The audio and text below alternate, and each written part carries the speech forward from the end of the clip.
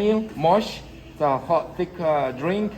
So we hope you guys like it. And the goal is that it's gonna give you strength, to have more energy. Plus what you guys wanna have, plus what you're gonna have with the pancakes and sausage and all that kind of stuff. So if we're looking at the dirt wall to the right side, next to the wall, the concrete wall, so we'll have to make sure that we're gonna fix that. Start working on mixing mortar.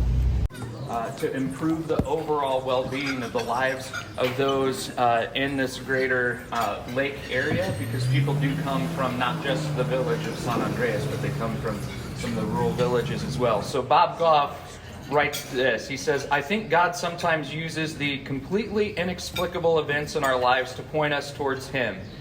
We get to decide each time whether we will lean in toward what is unfolding and say yes, or back away. The folks who were following Jesus in Galilee got to decide the same thing each day because there was no roadmap, no program, and no certainty. All they had was this person, an idea, and an invitation to come and see. I like the passage in Scripture where God chooses Moses to lead. Moses puts up a fight saying nobody will follow him. God gives him 3 miracles to perform to establish confidence with his audience, but Moses protests again, saying he stutters and can't speak, and asks God to please choose somebody else. When Moses protests yet again, God gets a little angry and instructs Moses to take Aaron with him. I don't think it was because Moses needed Aaron, but because Moses mistakenly thought he had to be somebody important in order to be part of what God was going to do. Maybe God is going to do something inexplicable in your life. Each of us gets to decide every time whether to lean in or step back, to say yes, ignore it, or tell God why He has the wrong person. The story of Joseph has more turns in it than a mountain road in Colorado or Guatemala. It's an emotional roller coaster, but ends up with Joseph being second in command in Egypt. And twice at the end of the book, Joseph says that the reason God put him where He did was to save many lives. And if you think about it, the reason God chose Moses was to save many lives. And the same goes for Jonah and Peter, all the apostles, and Jesus. And for us too. We were all meant to save many lives.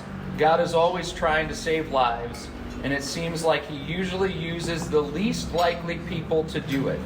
So the next time God asks you to do something that is completely inexplicable, something you're unsure of, something that you might be convinced is a prank because it requires a decision or courage that's way over your pay grade, something that might even save lives, just say yes.